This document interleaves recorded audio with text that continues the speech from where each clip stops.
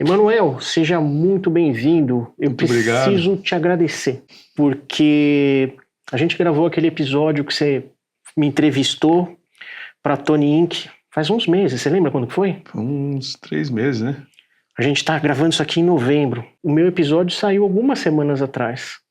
Aí eu falei, pô, tão legal, eu vou fazer. Então, você está aqui sentado porque eu fui inspirado por você a voltar obrigado, a fazer as feliz. entrevistas aqui e bater papo sobre guitarra. Então, Feliz. obrigado por isso. Eu que agradeço. Agora é a minha vez de perguntar as coisas para você, né? Vamos lá. Me diz uma coisa, como é que você começou na música? Cara, eu comecei tocando violão, né? Uns 11 anos, naquela época, naquelas revistinhas de cifra, né? Que tinha lá Nirvana, Legião Urbana, Cássia Eller, e ali foi o início, né? Tocando lá, né? Aquela dificuldade de fazer pestana, aquela coisa toda, né? De iniciante. Uns 2 anos depois, eu ganhei minha primeira guitarra, né? Uma Condor, né? HSS, uma zoomzinha assim, 505, e um cubinho da Holland, né? Naquela época aquilo era... Não, você já começou bem pra caramba, meu. Pelo amor de Deus, começou bem. Aí uns 3 anos depois foi a primeira pod, assim, né? A pod era o Kemper da época, né? E aí eu tinha uma banda de metal, tocava Metallica, tocava Savatage, tocava... Pô, só pedrada. várias bandas de heavy metal. Depois a gente montou outra banda, que a gente tocava mais música brasileira e música gringa, né? Desde Kiss a Secos e Molhados e Raul Seixas, Beatles, né? A gente tocou no Beatles Social Club isso com 14, 15 anos, né? Chegando no Rio de Janeiro, eu tocava na banda da escola, todo ano a gente fazia um tributo a um artista, né? Marista. A gente fez tributo a Roupa Nova, depois tributo ao Gilberto Gil. Você falou chegando no Rio de Janeiro porque você não era do Rio? Você era de onde? Eu sou de Salvador, vim pro Rio em 2005, mais ou menos, né? Um pouco mais de 20 anos aí. E quantos anos você tem, cara? 36, com 36. Corpinho de 45. E me fala uma coisa, quando é que você resolveu empreender no segmento musical? Eu estava na França fazendo intercâmbio, e aí eu tinha um carro que vendia aqui no Brasil, e aí eu aproveitei para comprar os instrumentos para mim mesmo, né? Comprei um PRS. Na época era CE, né? Hoje em dia a SE está mais em voga. Uns monitorezinhos da Yamaha, um V-Twin e uma interface, umas coisas assim. E aí quando eu vim para o Brasil eu vi que a diferença de preço era muito grande. Então vamos voltar um pouquinho. O que você foi fazer na França? Eu fui fazer intercâmbio. Eu sou formado em administração, fiz 2 semestres lá, né? Tá. Da administração. E aproveitei nesse período para estar mais em contato com a arte, né? Tinha umas gigs lá legais, uns bares que recebiam os músicos. Lá? Em Saint-Denis, perto onde foi a Copa, né? Tá bom. De 98. E aí, enfim, tinha essa coisa, todos os museus, né? A parte de artes plásticas, da música também, né? Assistia muito concerto, que eu gosto muito, concerto de piano e tal. E aí tive a oportunidade, né, de comprar esses equipamentos e aí comecei vendendo e trocando informalmente, né? Lá na França? Ou aqui no Brasil? Não, aqui no Brasil. Trouxe pro Brasil, né? Por conta dessa diferença na época o euro acho que era 3,20, 3,50. E aí comecei, quando vim pro Brasil, a negociar, né? Aí vendia PRS, trocava por um amp mais alguma coisa e tal. Aí foi passando um tempo, eu trabalhei na Copa, juntei uma grana e aí entrei na Guitar Tech, né? Aí ajudei um pouco a administrar, fiz a parte de marketing e tudo. A empresa cresceu um pouco, teve um pouco mais de visibilidade nacional, né? A gente fez a parceria com o Steve Vai, né? Que rodou o board com o pedalboard montado pelo Marcelo. Nesse momento, você já estava desenhando o circuito ou não? Eu não sou técnico em eletrônica, minha formação é em administração. A minha parte era mais de entender como é que era a produção, de melhorar o design. Tá bom, processo. Exato.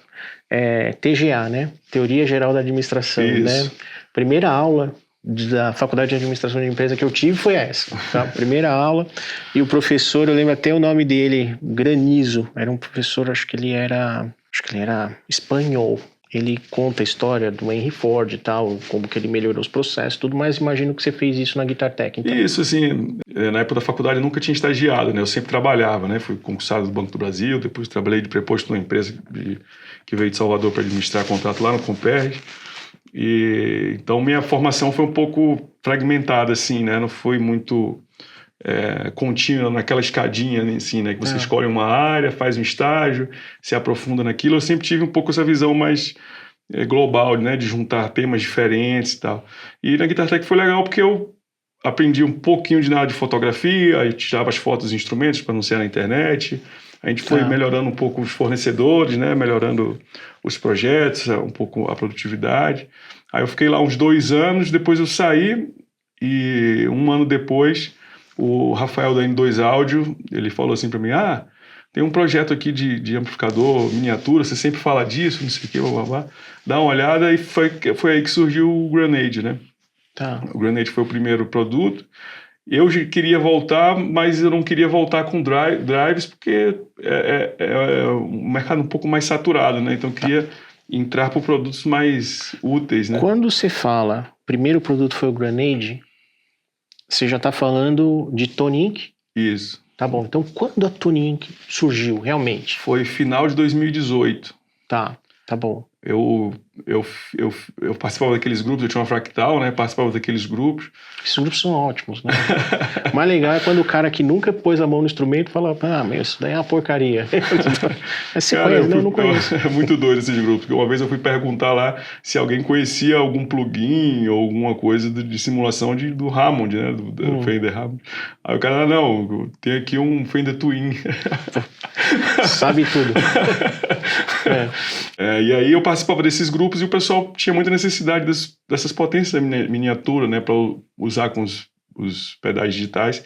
E os handmaids não estavam muito antenados, né, com o que estava acontecendo com o mundo do Kemper, na época não existia Quad ainda, né, da Fractal. E aí eu cheguei a comprar o Electro Harmonix, aquele Magnum 44. Cara, eu tenho uma curiosidade desse pedal. O meu, eu fiquei na página da EHX por muitos anos. E eu nem sabia. Eu tava na página deles porque eu gravei um vídeo, cara, muito antes de Tony Boutique, assim, completamente despretensioso, e eu pluguei uns pedais nele e joguei numa caixa direto, sem simulação, sem nada, né? Ficava um som legal, né?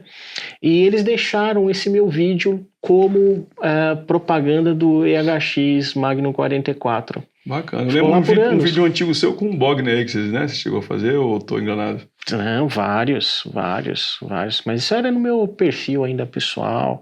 Quando eu massacrava as pessoas tocando, né? Hoje eu já não massacro mais, chama dos caras bons aí, né? Mas na época que eu massacrava os caras, eu fiz vários vídeos, né? Muita coisa. Meu Magnum 44 eu comprei de um cara, não testei, e aí 3 meses depois fui testar, não estava funcionando. E aí me dei mal, né? Porque a gente não tinha assistência da Electro Harmonix para consertar aquilo e tal. E aí, enfim, essa necessidade ficou mais latente ainda, né? E foi interessante que quando a gente fez o Grenade, eu mandei pro pessoal só para eles testarem, né? Mas eles ficaram tão empolgados que eu estava em Salvador de férias e começou a sair vídeo no YouTube, o pessoal me mandando mensagem no WhatsApp. Então foi bem rápido, assim, né? O crescimento, assim, né? A gente não foi a primeira empresa handmade a fazer essas potências em miniatura, mas foi a primeira a capilarizar, né, a tornar mais conhecido, né, e depois vieram outras empresas fazendo isso, né, agora o Pedroni está fazendo os Slim, né, a versão Slim dos cabeçotes.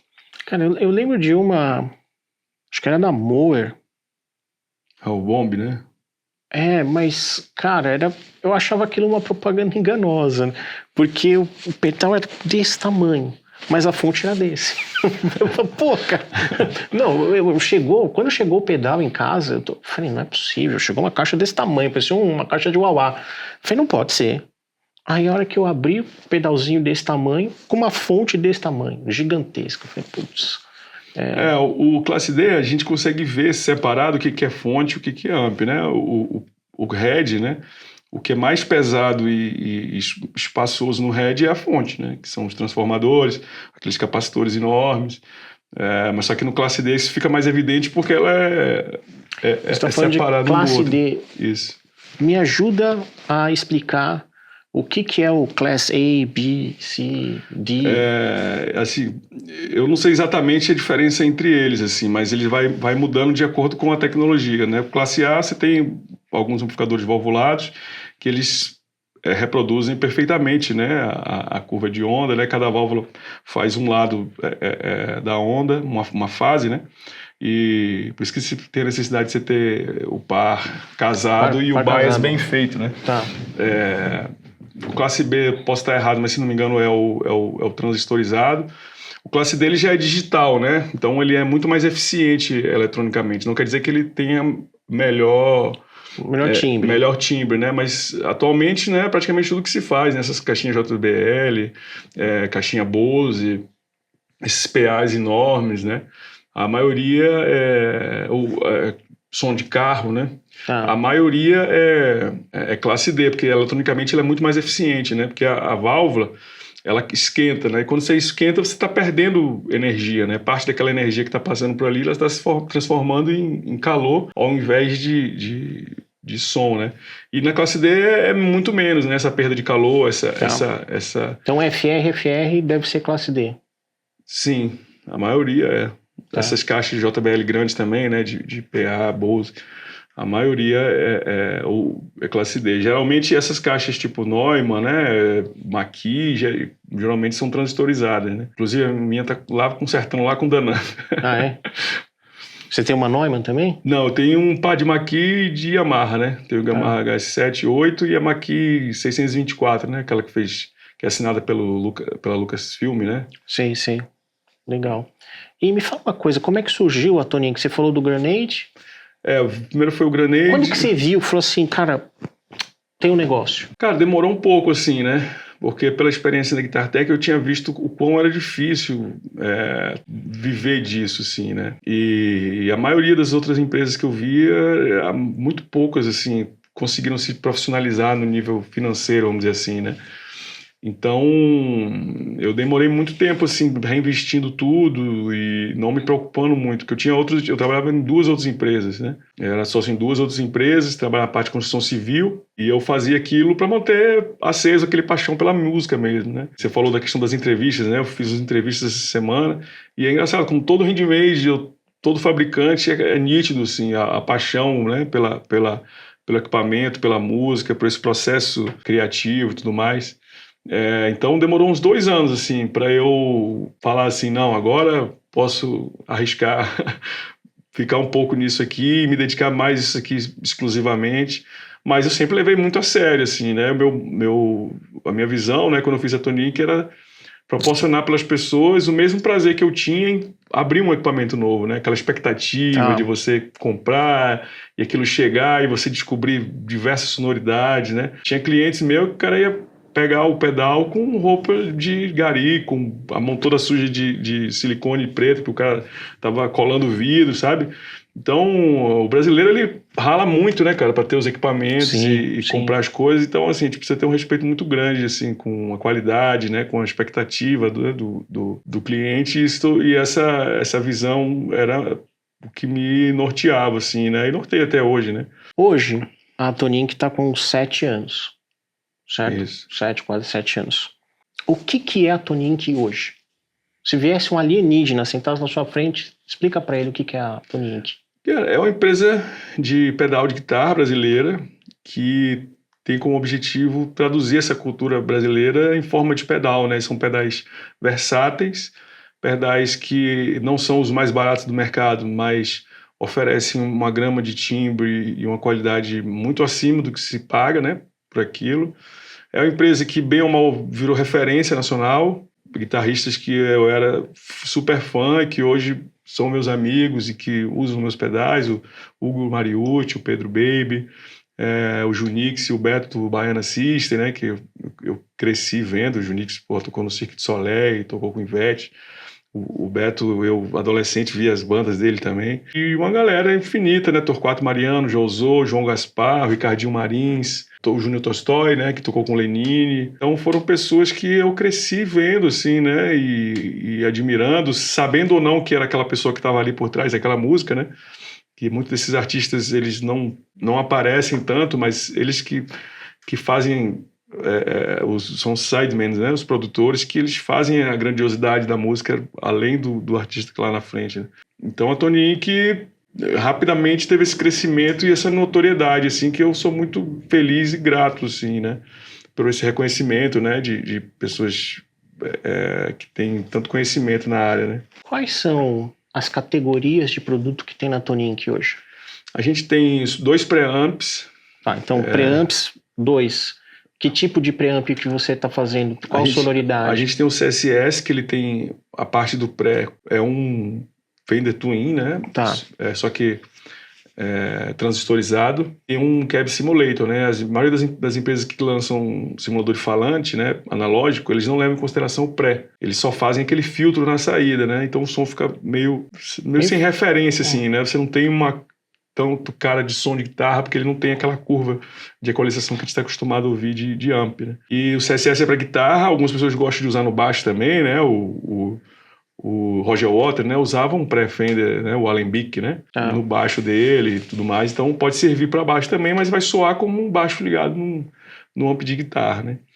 E tem o Clear Active Preamp, que é para baixo. Ele é como se fosse um circuito ativo fora do baixo, para você não precisar modificar. Porque às vezes você vai modificar seu baixo, você gasta R$500, R$800 no preamp, R$1.000 no preamp, mais E depois ninguém vai querer pagar isso no baixo. A mudança o serviço do luthier, você gasta R$1.500, transformou um Ibanez de entrada num... É tipo botar um turbo no Voyage. Sem se preocupar com o resto. Então é a opção que você tem de ativar, né, o timbre do seu baixo sem precisar modificar ele, né? Então ele tem um DI também ativo, né? E aí você pode ligar direto em linha. Aí tem a linha de booster, né? Tem o Line Pumper, que tem diversas funções, ele é booster e é buffer flat. Tem o Gambit, que eu acho que deve ser o único pedal no mundo que tem a função de ser flat e overdrive, né? Analógico, né? Você tem isso no mundo digital, mas analógico, eu já perguntei para vários builders e ninguém conhece, né? Provavelmente é o único, assim, né? Essa coisa da modelagem analógica que foi a coisa que a gente foi se aprimorando, assim, né? Conseguir emular vários timbres com poucos componentes, né? Tecnicamente é uma coisa simples, né? Mas demora tempo de testar, né? Então eu tive que ir acumulando muitos pedais, né? Clássicos, né? Time, ODR, Zendrive, para poder ter a referência do que é a referência mundial, né? De timbre. Aí vem os overdrives, né? Tem o Tony Creamer, que é na praia do TS, mas aí você tem várias regulagens, né? De filtros de médio e ganho. Você tem o Cold Shot, que é mais na linha dos pedais transparentes, né? Que são esses pedais que tem um layer de grave junto, né? Que não tem só ramp de média, né? Eles são, você liga ele parece que ele tá só adicionando ganho, né? Ele não tem aquela impressão que você está mudando o voice do amp, como é o TS. Tem o Rotem, né? Que é na praia do Hatch, que tem várias modificações, né? Que vai do OCD ao DRV. Tem o Red Britton, que é na linha Marshall, né? Com essas modificações também de punch e tal. Ele é um Marshall mais ganhudo ou... Ele é mais ganho na linha do custom áudio, né? Aquele timbre médio gordo, né? Que é o meu amp preferido. Fez muito sucesso aí no final dos anos 80, início dos anos 90, que são os amps projetados pelo John Suhr, né? Que na época ele não ficava tão à frente assim, né? Da imagem, né? Das empresas, mas que é um Da Vinci da guitarra, né, bicho? O cara toca... O Custom Audio, o John Suhr, ele saiu de Nova York para Califórnia para trabalhar com Bob Bradshaw para fazer os Custom Audios, né? Então, ele desenvolveu primeiro o CA Free Plus, né? E depois ele foi para fazendo os amplificadores e tudo mais. Aí é história, né? E recentemente ele manteve por anos a marca Custom Audio dentro da Suhr. Aí você comprava os Custom Audio, tinha lá Custom Audio. Aí você olhava atrás, estava JST Technologies. Agora não tem mais. Todos os amplificadores passaram a chamar Suhr, né? Então, o PT100 da Custom Audio não tem mais. Aí você tem o Suhr PT100, que é diferente. É diferente. Eu tive o Custom Audio PT50, que o drive é bem legal e é interessante como ele é um drive, que ele é cheio de médio, você vê a identidade Marshall ali, mas para quem tem o hábito de tocar no Plex, né, no JCM, que são amps que eles foram concebidos para palco e para 4 de 12, esses amps mais hot rod, assim, né, mais modificados, ele já é pensado o timbre completo no amp mesmo, né? O JCM, o Marshall, eles são pensados junto com a caixa, né? Então o grave não vem do amp, né? Ele parte do princípio que você vai usar numa 4 de 12, então ele não se preocupa em ter o grave no amp. Enfim, então o Red Britton ele tem essa característica, né, de ser bem médio, gordo, mas sem ter aquele pico de agudo que tem no Plex Então é como se fosse um JCM empurrado mesmo. Aí tem o Raven, que é mais moderno, né? Na onda dos amplificadores americanos ali, no final dos anos 90, início dos anos 2000, né? Mesa Bug, Bogner e 5150, né? Tem mais ganho e com corte de médio, né? Que é a característica desses amps, esse timbre mais sculpt. Tem o Face Breaker, que é um fuzz. Todos eles têm essa característica de ser multi-voice, né? De você chegar... Você ir a extremos e sonoridades diferentes, né? Você tem a referência dos clássicos, mas ao mesmo tempo você passeia por diversos timbres e consegue fazer então ajustes. Uma das características dos seus pedais é que com o mesmo pedal eu vou conseguir ter uma variação de timbres imensa através desses voices aí que você implementou. E eu sempre tive a preocupação de dar nomes que quisessem dizer alguma coisa, que às vezes você compra um pedal... Tinha um pedal que eu adorava, o Rock Boiling Point, né? Boiling Point, pedal, maravilhoso, mas, cara, não tinha nome de nada aquilo. Você Eram não 3 conecta, botões, né? 2 chaves, uma pintura se eu não psicodélica. Me engano, não tem nem o nome, né, dos botões, nada. né? Uma pintura psicodélica, pedal maravilhoso e imagina aquilo num palco, assim, sabe? Então, assim, eu sempre tive essa preocupação de tentar localizar a referência do timbre, do que faz cada uma daquelas chaves e tal. E isso teve uma identificação muito rápida, né, com o público, né? O Red Brittle foi o primeiro drive que eu lancei. O vídeo fui eu mesmo que fiz e ele já começou a vender só com o meu vídeo mesmo, né? Depois eu comecei a mandar pra galera e tal, ele virou queridinho, assim, né? O Red Brittle, o Cold Shot e o CSS são os 3 que são os campeões de venda, assim, né? E os 3, quem fez o primeiro vídeo fui eu. Geralmente a gente manda pra alguém, né? Foi um vídeo bem caseirão, né? Gravava lá na despensa da minha sogra lá, era um caos, bicho. Mas 7 anos já, né? Esses pedais já tem mais ou menos aí uns 5 anos aí cada um. Foi bem legal, assim. Hoje a gente tá numa nova fase, né? A gente já tem novas ideias, né? Na parte de eletrônica, né? Mais conhecimento na parte de eletrônica. E a gente vai por outros caminhos, né? Então, você me falou de preamps, você me falou de boosters, drives. Você tem modulação? Modulação ainda não. A gente chegou a esboçar projeto de vibe, coros, mas a gente não levou à frente. As modulações, elas têm um número muito grande de componentes. Tem os CIs, né, que são um pouco mais difíceis e um pouco mais caros de achar, originais ou paralelos de boa qualidade, né? São réplicas, né, de boa qualidade. E aí você fica com um risco alto, né, desse tipo de lançamento, porque por mais que dê certo, é um risco muito alto, né, porque é um componente caro, é um pedal caro, um pedal com menor probabilidade de venda, então muitas vezes não compensa o risco, assim, sabe? Às vezes é melhor você descartar um projeto do que levar ele à frente. O que é muito interessante das marcas nacionais é que elas criam certa identidade, né, então o Duo, nessa onda do fuzz, e quem se ficou muito forte nisso foi a Cross Devices, né? Que eles fazem flanger, fazem vibe, e eles conseguiram ficar bem nesse nicho. Mas não é o normal, sabe? Eu comprei um Cross Device, eu acho que até eu tive alguns aqui. A gente comprou. Teve um que eu esqueci o nome, mas é um flanger. E aí um domingo eu tava lá no meu estúdio, ele tava lá, comecei a tocar. Cara, eu acho que eu toquei umas 2 horas com aquele pedal. Aí, na segunda-feira, já falei, tira do site. Tira do site. Tá lá comigo. Nunca mais toquei com pedal também, né? Não tive tempo, mas tá lá. Vou tocar esse pedal aí. É bem legal o trabalho delícia, do Murilo. E assim, tipo, como a Drip Trip também, né, conseguiu se fixar nesse nicho do fuzz, são nichos improváveis, assim, né? Você pensando como empresário, você vai fazer uma decisão de investimento, assim, né? Onde que você vai focar, onde que você vai colocar o pouco dinheiro que você tem. É muito arriscado, assim, sabe, para você. Então, assim, algumas empresas vão desenvolvendo essa identidade e conseguem se colocar naquele lugar, mas não necessariamente é uma fórmula replicável para eu entrar nesse mundo, entende? Então, é uma coisa que a gente segurou um pouco, né? Delay, Chorus, Octave, né? A gente chegou a fazer projeto de Octave, outros projetos de preamp, né? A gente deu uma segurada. E me fala uma coisa, hoje tem o site para comprar? Tem alguma revenda sua também? Então, a gente evita ter revenda, assim, né? A margem dos ready-mades é muito baixa, então O grande benefício que a gente tem é ter meio que monopólio dos nossos próprios produtos, né? Então a gente vende tudo no meu site e eu tenho uma página também no Mercado Livre, né? Tá. O Mercado Livre eu evito vender porque ele tem muita taxa, ele tem prazos meio loucos, assim, né? De entrega e postagem. Mas a gente tem o nosso próprio site que tem tudo lá. Agora a gente está lançando também produtos digitais, né? Capturas, né? Eu fiz lá o pack do Lucater lá com as regulagens deles do Bogner.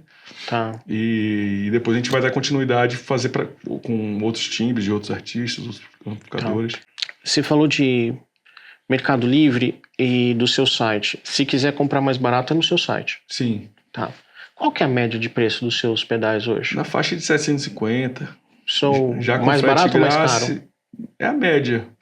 Acho que o mais barato é o Gambit, que eu não vou lembrar. Não, o mais barato é o DI. A gente tem um DI para captura, né? Tá. Para você... É um clone do Kemper DI, né? Você ligar entre o head e a caixa, e aí você pode usar a Quad Cortex para capturar só o head.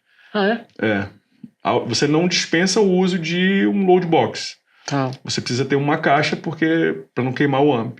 Mas ele separa, né? Esse sinal. Então, só para entender. Jogar. Eu pego o meu head, jogo nele.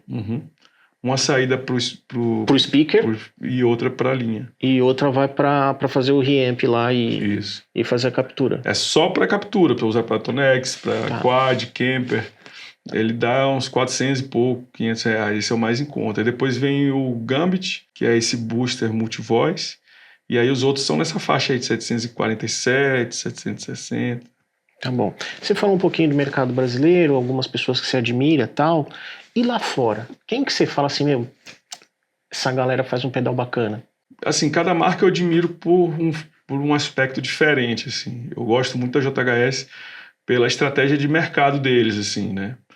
Mas na parte dos drives eu não vejo um grau de inovação tão grande assim. Quem eu vejo que faz produtos muito legais e diferentes é o Ampler, né? Que ele faz muita coisa do zero. Aprendi muito com ele, assim, assistindo os vídeos, analisando os esquemas elétricos, né? O Plexi Drive, que é maravilhoso, né? Com J201. Keeley também é muito legal, o Psy-Fuzz também é super bacana. O compressor de 4 knobs também, do Keeley, é um dos que eu mais gosto, assim. Tem o Nobles, né? Que é um pedal fantástico. Apesar dele ser verde, ele não tem absolutamente nada a ver com TS.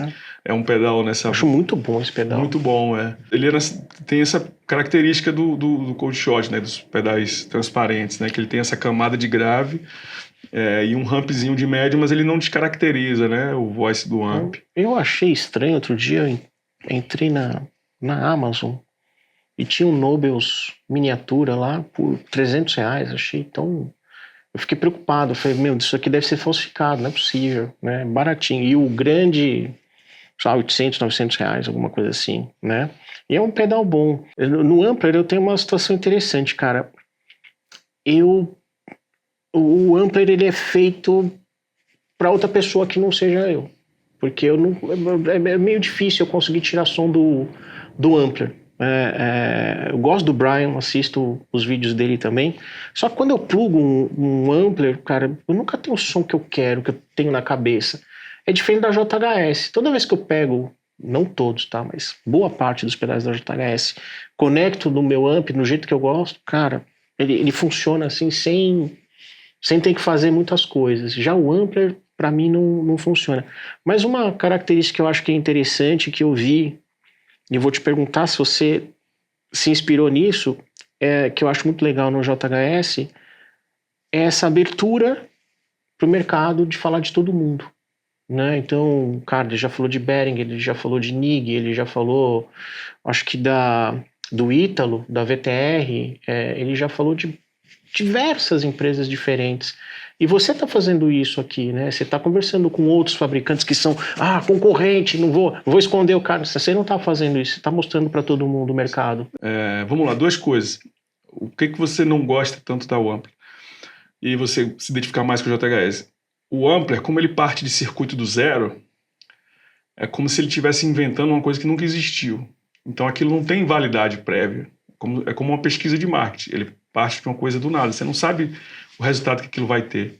Então a chance daquilo dar errado é muito maior. A JHS, principalmente os drives, ele parte de coisas já conhecidas, já validadas pelo crivo da história, E ele faz leves modificações para... Então é muito mais difícil ele não te agradar, porque você já conhece, bem ou mal, é uma variação do que você já sabe. Então não tem como você não gostar, não sabe? Então assim, você tem o Angry Charlie. O Angry Charlie é uma evolução do Governor, que é um pedal que é um ícone, né? Aí você tem lá o Moonshine, é uma evolução do TS, com um pouquinho mais de ganho, um pouquinho mais de drive, uma chavezinha de clipagem.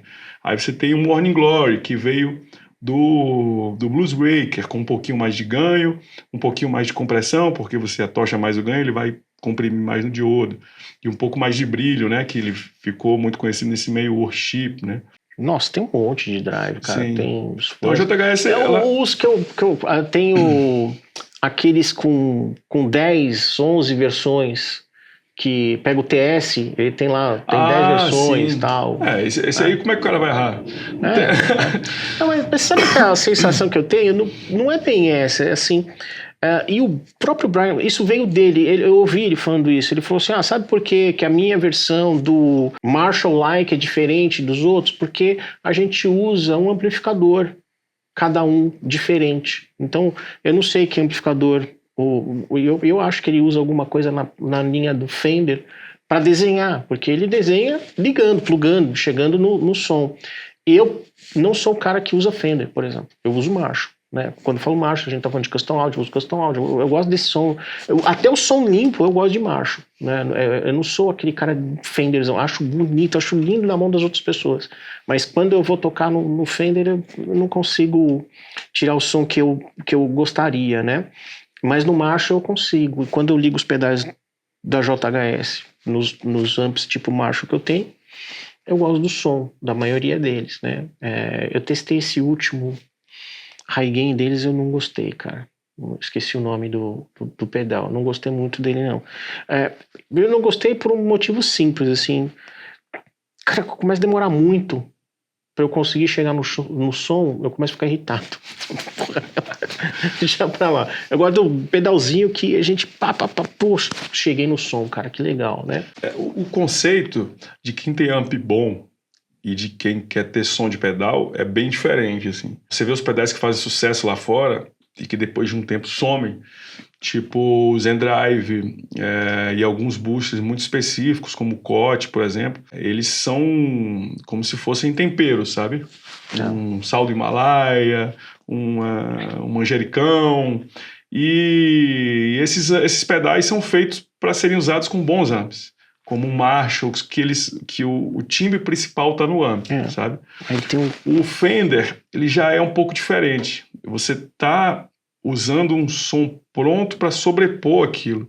Então, você descaracteriza, né, o som do amp. E aí que entra o Ampler e esses outros pedais que são mais sofisticados, tem muita equalização, tem muita variedade, que na verdade é como se você transformasse aquilo em outra coisa, né? Você está transformando seu Fender num Mesa Boogie, você está transformando seu Fender num Plex, né?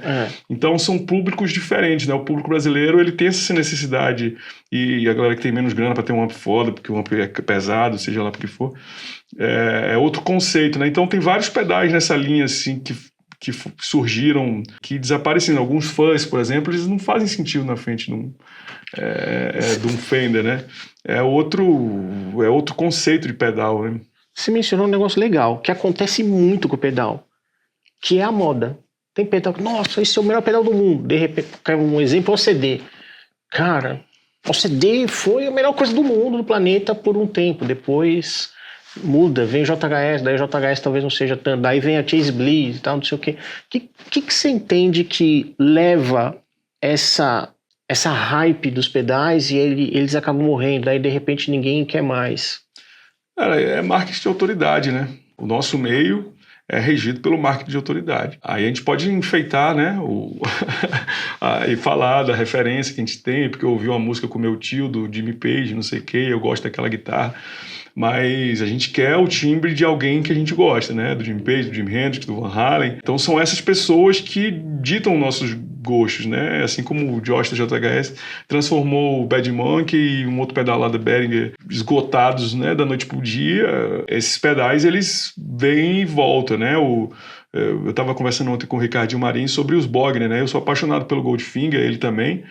E ninguém sabe do Goldfinger, né? Porque não fez sucesso, mas porque todo mundo sabe do Ecstasy? Porque o Steve Vai tocou, porque o Van Halen tocou, porque o Jerry Cantrell tocou, porque o Lukather foi um grande embaixador da Bogner. Mas alguns pedais desses, eles sobrevivem ao crivo da história e outros não, né? Com o tempo as pessoas vão usando e tal. Muitos pedais gringos que surgem muito fortes, porque as marcas lá fazem um marketing muito pesado, né? Eles mandam pedal para muita gente e tal. Tem pedais que são muito parecidos com os amps e a maioria do público hoje não tem noção de como é que funciona um amp. Então as pessoas têm referência do Plex como se fosse o Plex do CT, do Van Halen, do Angus Young. E você liga um Plex na sua frente, seu ouvido vai chiar, bicho, porque é muito agudo, muito alto. E demora um tempo, né, para quem está acostumado com som de disco, com som de pedaleira, entender o que é bom de verdade, né? Como uma cerveja artesanal, como um gorgonzola. Você não dá um gorgonzola para uma criança, ela... que delícia, né? Uma cerveja de trigo, um vinho, sabe?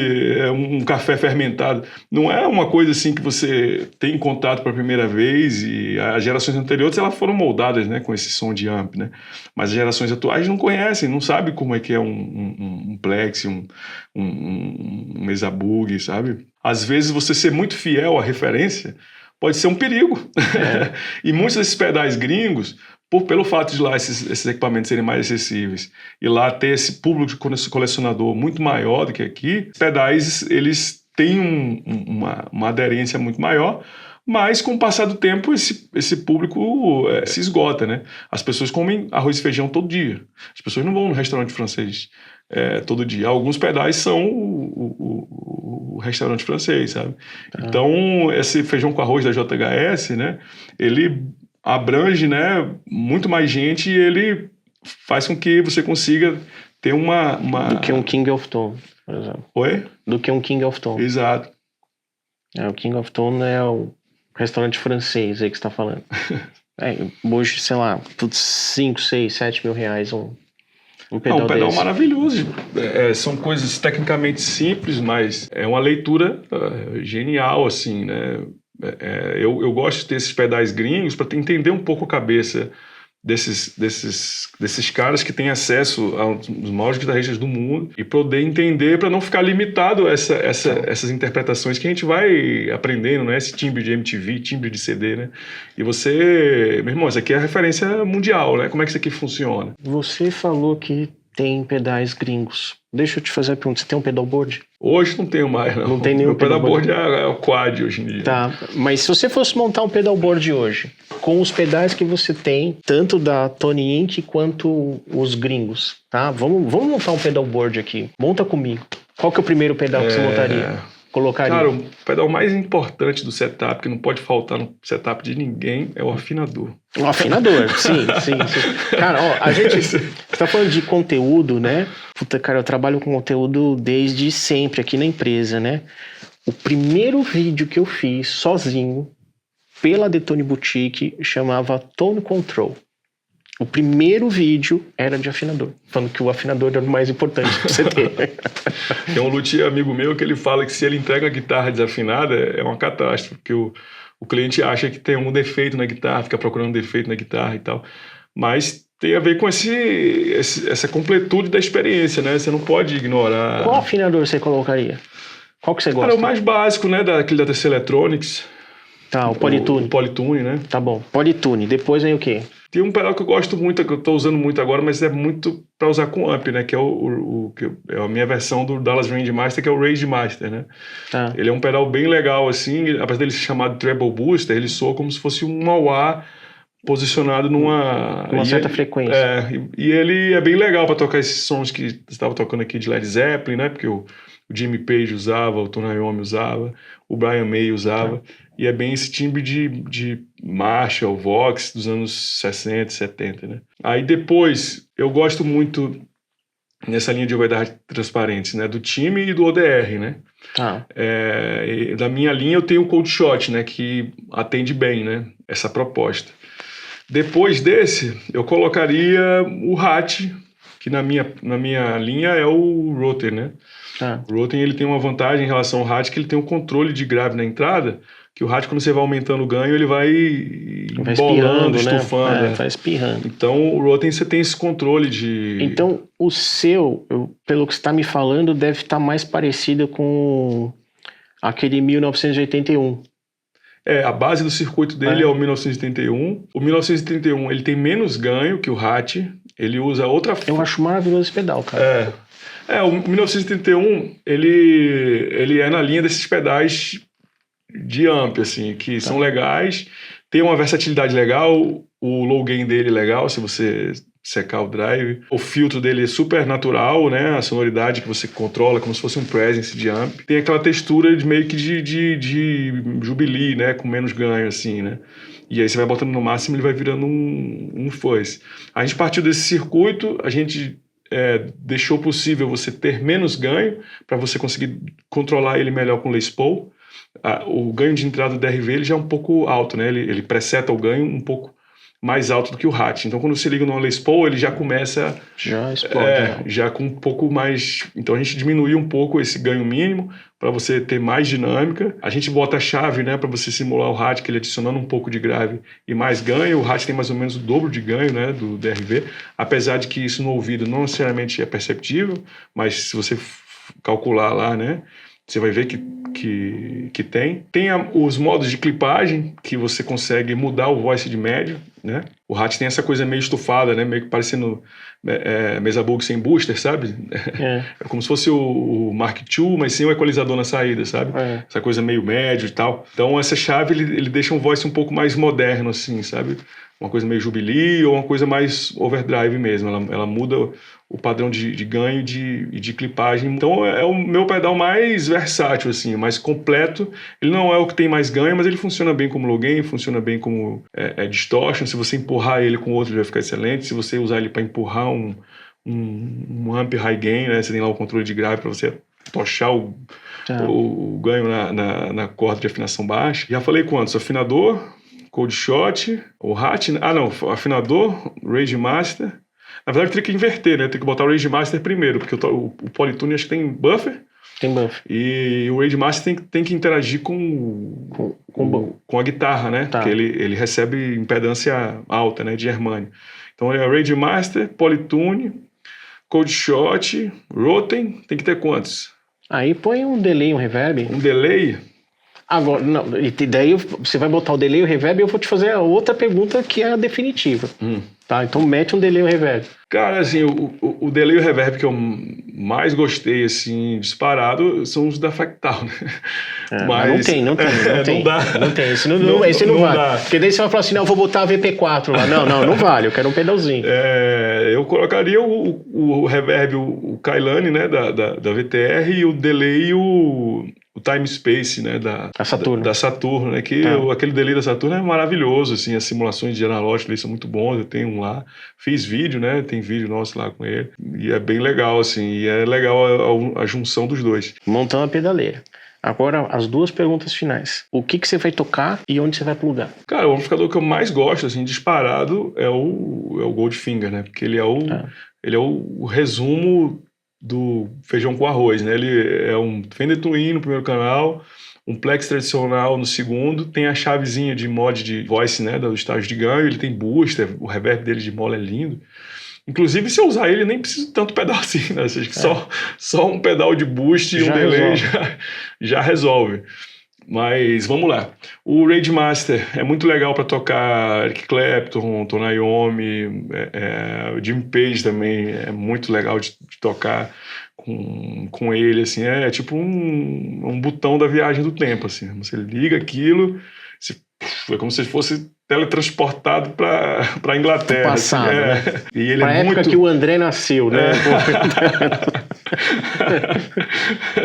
Você assistiu aquele filme Meia-Noite em Paris?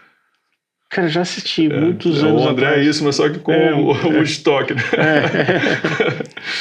Que o cara sai andando pela cidade e ele é teletransportado para Paris da Belle Époque. Né? O Coldshot eu gosto dele para tocar essas coisas meio John Mayer, assim, né? Meio Steve Ray Vaughan.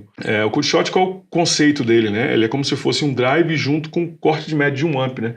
Então ele tem a saturação, ele tem um médico cavado, que é um conceito um pouco diferente, né? Os pedais geralmente eles têm um ramp de médio. O cold shot ele trabalha com corte, por isso que ele faz essa simulação, né?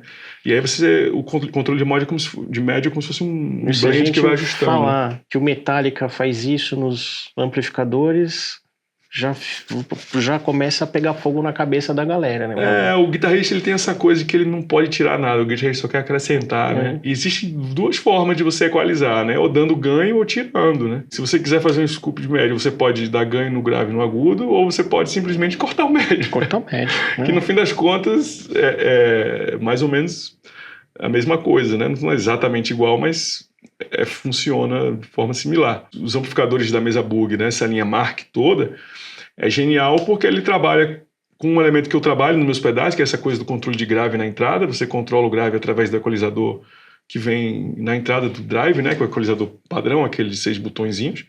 E você tem um outro equalizador depois da saturação, que é aquele equalizador com os faderzinhos, né? Que é fantástico, você dá um ganhozinho, acho que é em 2.200, né? Dá um ganhozinho ali, corta um pouco 750, o timbre vira outro, e aquele amp sem aquilo... dá pra resolver, né? Bota um outro equalizador lá, né? Dá pra resolver. Mas assim, o amp é maravilhoso com e sem o equalizador, mas ele aumenta muito a gama de porque tá lá, né? É fácil de mexer, né? É fácil de mexer. Esse Mark, eu tive o JP2C, né? Que é a versão do Mark IIc Plus do Petrucci, né? Ele tem acho que um equalizador a mais e um ganhozinho nas frequências altas. Tem 2 equalizadores. Tem um equalizador a mais. E ele tem um load box embutido também, que é legal. Tem. E um cabo clone e tal. Cabo clone, exatamente. Que é um amp bem legal. E ele é um amp que não precisa de booster, porque como você controla o ganho e o grave na entrada, você não precisa de pedal, porque qual é a função do TS num rectifier? É dar aquele corte de grave na entrada para deixar o timbre mais tight e você conseguir colocar mais distorção, uma guitarra com afinação mais baixa, sem embolar.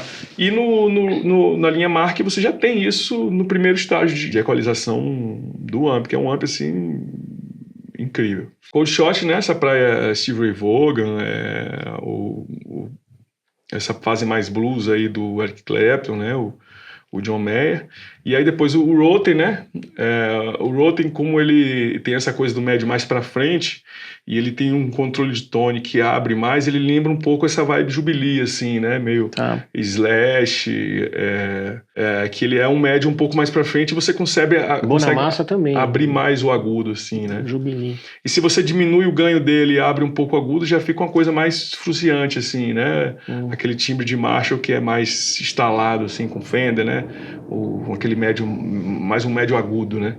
Não é aquele médio mais cheio, né? Dos custom áudio, né? Então o Rotem dá para passear nessa praia. Então com pouco ganho também dá pra fazer uma coisa meio David Gilmour também, né? Que usava o Hat. E aí depois do Rotem foi o Reverb, né? O Reverb, o delay, cara, eu gosto muito, assim, o Reverb é uma coisa que eu não desligo nunca. É uma coisa que eu tô sempre usando. Eu gosto de um delay, de um Reverb com cauda longa e pouco mix, assim, né? Então, uma cauda aí entre 2.2 e 5 segundos, né? A depender do pedal. E o mix você deixou ele baixinho, assim. E aí o delay, eu gosto de usar ele não tão longo, mas repetindo também baixinho, assim, sabe? Então, às vezes o delay também fica sempre ligado com essa repetição baixa, né? Também com bastante feedback. E quando eu uso ele mais intenso, é uma coisa meio The Edge, assim, uma coisa que eu gosto de brincar volta e meia, né? Tocar também David Gilmour, né? Aquele som do Sorrow, né? Com fuzz, aquele som do Another Brick in the Wall, né? Que é bem, bem característico, né? Você entrevistou o Ricardinho, né? Recente agora, O Ricardinho, ele não usa reverb, não gosta de reverb. Ele só usa um delayzinho. O cara só toca em estádio, porque reverb pra quê? Não precisa, né? Não precisa.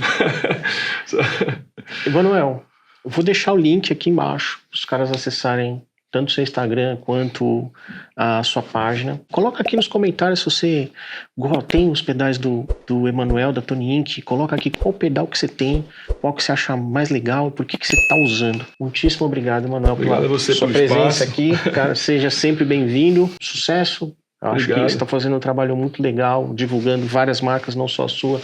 Isso é muito legal. E tô seguindo, acompanhando lá. Tá? Valeu, até mais.